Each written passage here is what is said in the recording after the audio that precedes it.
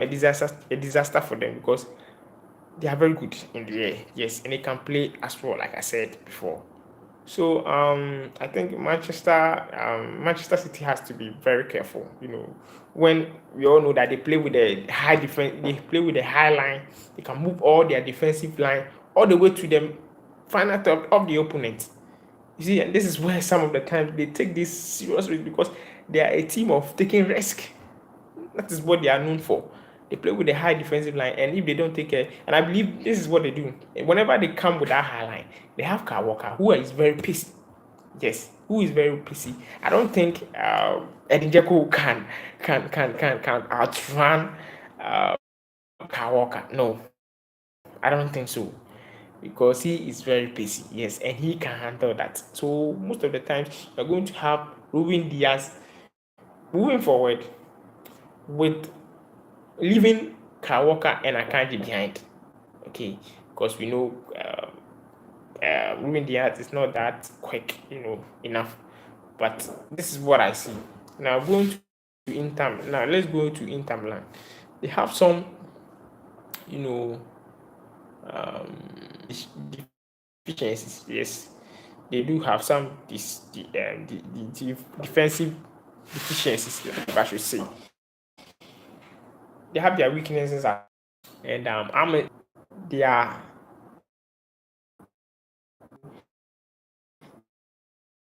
Bernardo Silva has been very massive for Manchester City, and he is going to cause a lot of problems.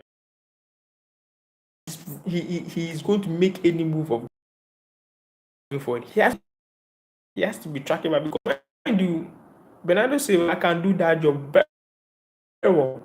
He can go and come back. So which means he's going to have two players on them. And that is where I believe Manchester City the Madrid game where you saw those 1-2 passes between Bernardo Silva and De Bruyne. And that was when they got their first goal. They created an overload on the left side of the pitch. They knew Camavinga was their weak point. So they created an overload on that side of the pitch, and they was able to break into the Madrid defense, and they got their first goal. So I think yes, this is where you are going to have. They are going to. We are going. Inter Milan is going to be fine one thing because they are going to overload. They are going to overload every area of the pitch. I mean, every department of the pitch. They will make sure they come at you. This is what Manchester is very good at. Yes, they will come at you. They will come at the right side of the pitch, the left side of the pitch. They can switch anytime. And there's one thing that fascinates me about this team because they understand each other. Okay, there's that chemistry. There's that chemistry and that bonding between them. And they are going to cause problem for Inter Milan if care is not taken. If Inter Milan fails to take the lead, I think it's going to be difficult. If Manchester should take the lead 1 or 2, then it's going to be a disaster. It's going to overwhelm them. They're going to overwhelm Inter Milan, and they might end up destroying the team. They might end up losing maybe 4-3 or more. That is what I think. So Inter Milan must make sure. They must ensure that they are able to keep maybe a clean sheet in the first half, or maybe possibly take the lead in the first half. Yes, because they can't go.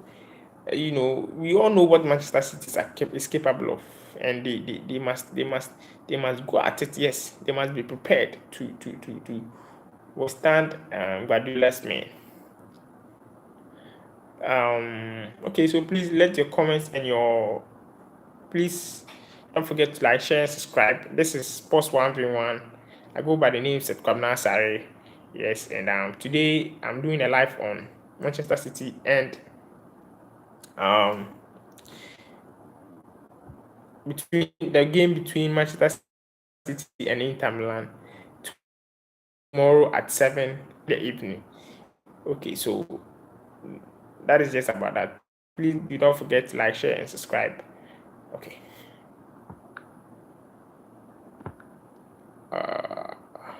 No. do I share this?